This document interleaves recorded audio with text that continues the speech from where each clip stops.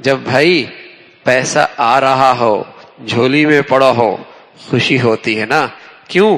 اس پیسے سے زندگی بنتی نظر آتی ہے، اور لاکھوں کروڑوں کا نقصان ہو جائے، بتائیے کیوں؟ مشاہدہ ہے کہ کتنا بڑا نقصان ہو گیا، کیسی بے چینی ہوتی ہے۔ فرمایا جب ایمان تازہ ہوتا ہے، نیکی زندگی میں آ جائے تو خوشی ہو جاتی ہے کہ اس سے میری زندگی سنور جائے گی، اور گناہ زندگی میں آ جائے، بے چینی اور پریشانی ہو جائے، اب ہلاکت بھی اس کے پیچھے آئے گی، بربادی بھی اس کے پیچھے آئے گی، اس گناہ کے پیچھے نحوست بھی کچھ آئے گی، اس گناہ کے پیچھے کچھ ہلاکت بھی آئے گی۔ گناہ جو ہو گیا، یہ بے چینی اور پریشانی ہو رہی ہے، تو سمجھ لو اللہ نے ایمان دے رکھا، سمجھ رکھو اللہ نے ایمان دے رکھا ہے۔ اذا سرتک حسنتک وساءتک سیئتک فانت مؤمن۔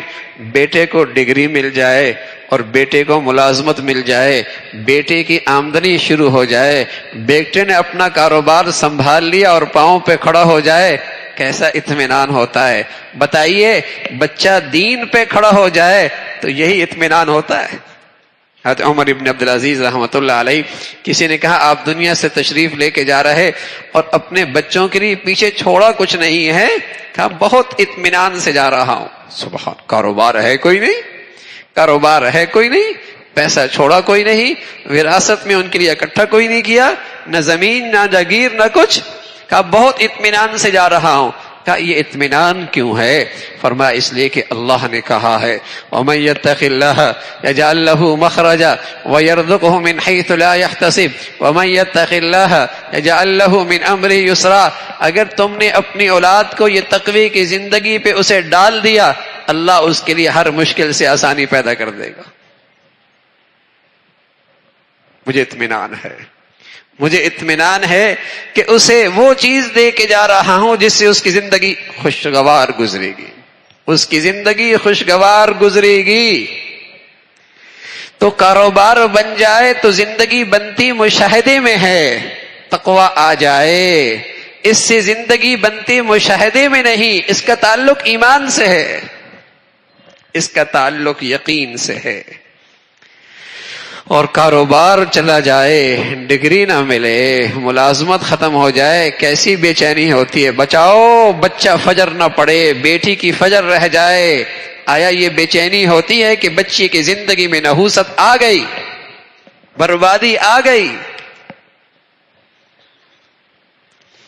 تو دین تو ہے، آج دین کی ان حقیقتوں پر ایمان نہ رہا، آج ان حقیقتوں پہ یقین نہ رہا، اس لیے نمازوں میں وہ خضوع نہ رہا، عبادات میں وہ روح نہ رہی، اس لیے کہ اس کے پڑھنے سے کرنے سے نہ کچھ زندگی کے بننے کا یقین ہے، اور نہ کرنے سے نہ زندگی کی بربادی کا یقین ہے۔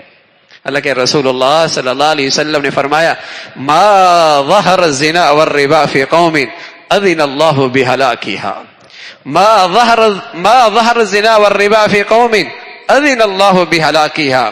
معیشت نہ رہے، بارشیں نہ آئیں، پانی ختم ہو جائیں، ہوائیں رک جائیں، نظام زندگی ختم ہو جائے، تو زندگی کی بربادی، معاشرے کی بربادی یقینی نظر آتی ہے نا۔ اور اللہ کے نبی کیا کہنے لگے؟ جب معاشرے میں اللہ کی نافرمانیاں اور جب معاشرے میں بے حیائی اور فحاشی رواج پا جائے گی، اس سے معاشرہ بربادی کی طرف چلنے لگے گا۔ لیکن اس کا تعلق تو ایمان سے ہے۔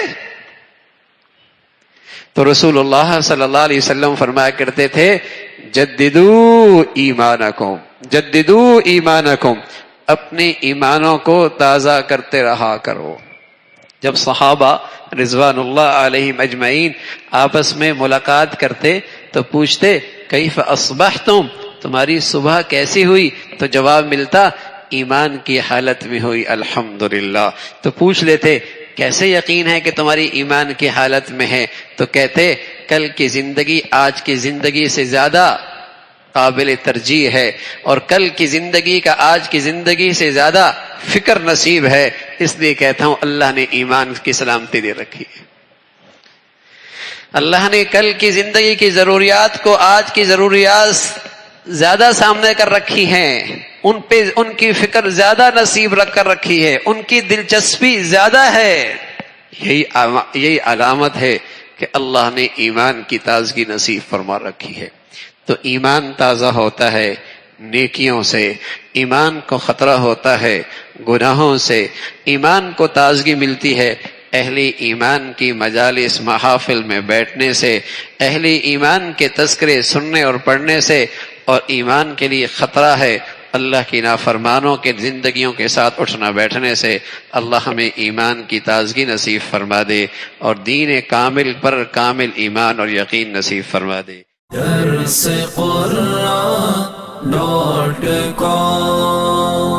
www.درسقرآن.com